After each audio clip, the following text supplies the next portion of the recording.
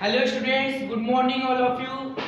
I am Mukesh Goswami और मैं आपका सोशल साइंस का टीचर हूँ। और सोशल साइंस में जैसा कि आप जानते हैं कि आपके बोर्ड के एग्जाम्स नज़दीक आ रहे हैं, तो आपके लिए बोर्ड में कौन कौन से क्वेश्चन जो है वो ट्रिगर कर सकते हैं, वैसे क्वेश्चंस मैं आपको डेली इस वीडियो में बताऊंगा, एमएमडी स्टडी पॉइंट की वीडियो में बताऊंगा।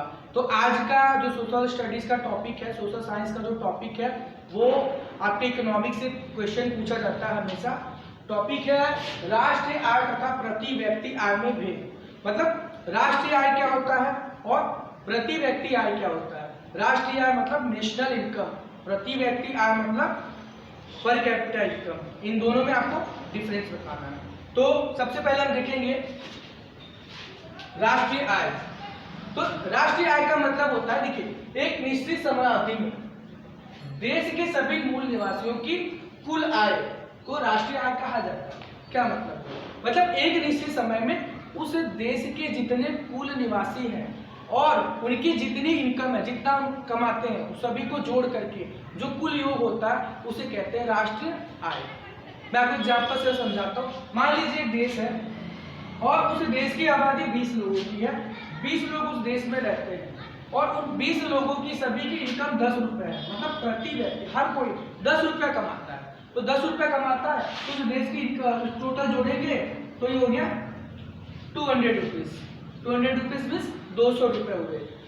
20 लोग है, 10-10 रुपये कमा रहे हैं, 200 रुपये हुआ। ये क्या है? ये उस देश की टोटल इनकम है, कुल आबादी का टोटल योग एक निश्चित समयावधि में।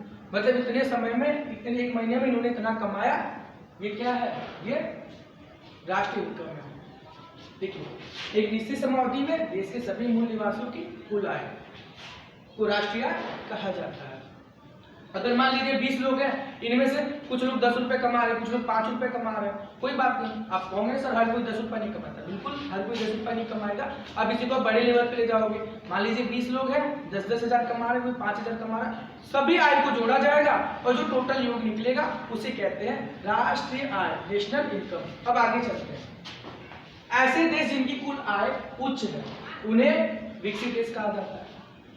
अब देखिए, बहुत से देश है जिनकी इनकम है ज्यादा है। आपने हमेशा सुना होगा डेवलप्ड कंट्री, डेवलपिंग कंट्री, है ना। तो डेवलप्ड कंट्री, हमारी इंडिया आपको पता है कि डेवलपिंग कंट्री है। क्यों?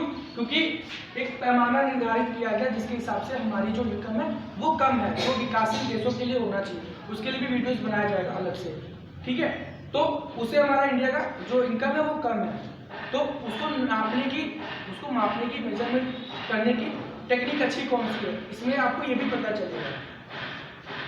तो जिनकी आय उच्च है उन्हें विकसित देश कहा जाता है। फॉर एग्जाम्पल, जैसे संयुक्त राज्य अमेरिका, ब्रिटेन और जापान, ये सभी क्या है? ये सभी डेवलप्ड कंट्री है, सब विकसित देश है, ये विकसित हो चुके हैं। तो राष्ट्रीय आय में आपको समझ में आ गया होगा कि एक देश जिसकी निश्चित समयावधि में वहां के मूल निवासियों की जो टोटल इनकम है उसे राष्ट्रीय आय कहा जाता है। और राष्ट्रीय आय होता क्या है?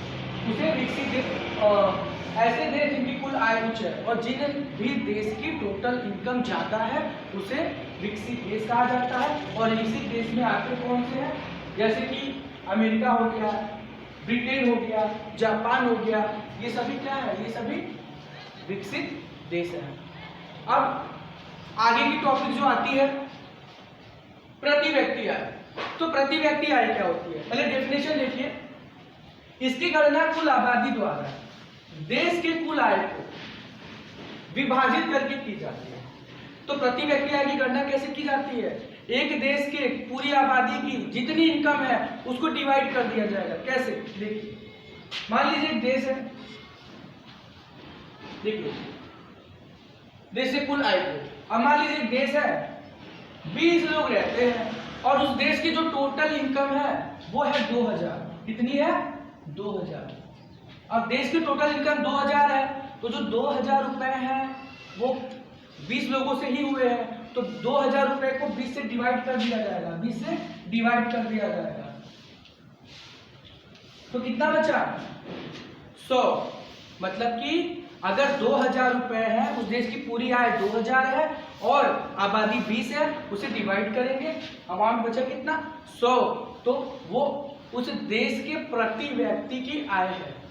समझे, दोनों में डिफरेंस। एक देश की आबादी कितनी है, 20 लोगों की, हर व्यक्ति 10 रुपया कमा रहा है, टोटल इनकम कितना हुआ 200।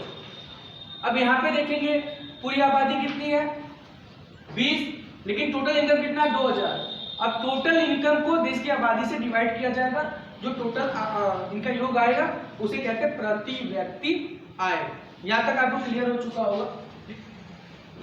अब देखिए, प्रति व्यक्ति आय किसी देश या राज्य की तुलना करने में सहायक है। कैसे प्रति व्यक्ति आय कैसे सहायक है? मान लीजिए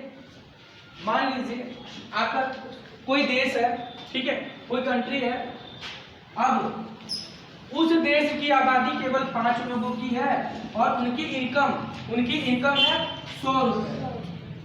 उनकी इनकम है 100 रुपए, तो उस देश का टोटल इनकम कितना हुआ 500 रुपए हुआ। लेकिन वहीं पर अब ये सोचिए,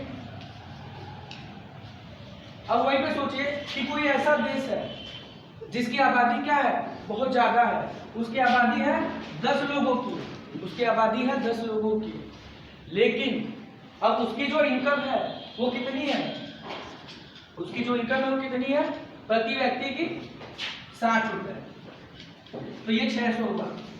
तो अगर हम राष्ट्रीय आय को किसी भी देश के विकास के लिए पैमाना माने और इस पे आधारित हो कि कोई देश विकसित देश कैसे हो सकता है राष्ट्रीय आय से, नहीं, क्योंकि आप देखेंगे 5 लोगों ने मिलकर 500 कमाए हैं, यहाँ पे 10 लोगों ने मिलकर 600 कमाए हैं, तो कम लोगों ने तो 500 कमाए ना, आबादी कम है, आबादी ज्यादा है, तो आपको क्या लगता है कौन विकसित होता है? यहाँ पे कौन होगा विकसित? क्योंकि कम लोगों ने ज्यादा कमाया है, तो विकसित यही होंगे, राइट। तो इसीलिए अभी कम लोग, मतलब कि आप देखोगे कि इसकी किसी भी देश को अगर हमें मेजरमेंट करना हो कि विकसित है या नहीं है, तो जो राष्ट्रीय आय है वो सक्सेसफुल नहीं है। इसीलिए यहाँ पे लिखा हुआ है प्रति व्यक्ति आय किसी देश या राज्य की तुलना करने में सहायक होता है। कैसे? अभी तो आपने समझ लिया नेशनल इनकम जो है वो हेल्पफुल नहीं है, प्रति व्यक्ति आय कैसे हेल्पफुल है? अब मान लीजिए कोई कंट्री है, यहाँ की टोटल जो आय है वो 200 रुपए है, आबादी कितने लोगों की है 10 लोगों की आबादी है, तो इसका प्रति व्यक्ति आय कितना हो गया, डिवाइड करेंगे तो 20, ठीक है। अब मान लीजिए कोई और देश है, अब वहां की आबादी कितनी है 5 लोगों की आबादी है, लेकिन वहां का इनकम इतना ही है, कितना, और वहां का भी इनकम कितना है, सॉरी इसे डिवाइड करना था, वहां का भी इनकम कितना है 5 लोगों की आबादी है, वहां का इनकम कितना है 200 है। अब इसे आप डिवाइड करेंगे तो ये 40 आएगा, इसे आप डिवाइड करेंगे कितना आएगा 40। अब सोचिए प्रति व्यक्ति आय क्यों सहायक है, क्योंकि जहां पर 10 लोगों ने मिलकर 200 रुपया कमाया है, उनकी प्रति व्यक्ति आय कितनी हो गई 20। जहां पर 5 लोगों ने मिलकर 200 कमाया है, उसकी प्रति व्यक्ति आय कितनी हो गई 40। इसलिए नेशनल इनकम जो है वो किसी भी देश को इस श्रेणी में मापने के लिए कि प्रति देश विकसित है या नहीं, वो सही नहीं है, परफेक्ट नहीं है। और इसीलिए प्रति व्यक्ति आय जो है वो किसी भी देश को ये निर्धारित करने के लिए कि वो देश विकसित है, प्रति व्यक्ति आय जो है वो बेहतर विकल्प है। और इसको औसत आय भी कहा जाता है, means average income, total average income भी कहा जाता है किसी भी देश के लिए। और देखिए विभिन्न देशों की तुलना करने के लिए प्रति व्यक्ति आय विधि बेहतर है। यहाँ पे 2 पॉइंट में लिया हुआ, दोनों पॉइंट की जो बातें हैं वो सेम है।